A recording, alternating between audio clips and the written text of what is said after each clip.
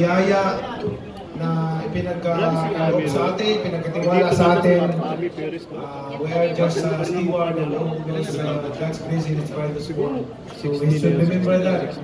All we have, material things, position, fame, is passing by.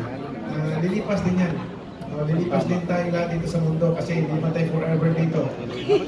So, in every situation na magsiselebrate tayo ng ganitong sitwasyon, birthday celebration, nagpapasalamat tayo sa Panginoon na ang buhay natin, nakaabot tayo ng 46 and more.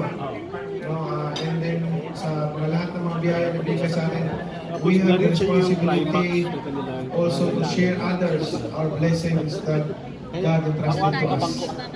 Just steward, the this world naked, and we will depart naked. You should remember that. And one thing that the people will remember you when you're gone, pag wala na tayo dito sa mundo, isa lang maalala sa mga tao na susunod pang henerasyon, yung nagawa mo sa kapwa, yung mga legasiya na nagawa mo, anong tulong, anong pagbabago ng buhay na nagawa mo sa ibang tao. Yun ang maalala nila. Pero kung wala kang legasiya,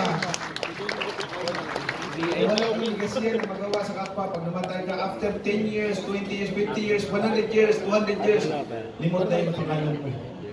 But if you leave a legacy in this earth, kahit na wala ka na sa mundo, after 100 years, 200 years, 500 years, the people, the next generation will come, we still remember you.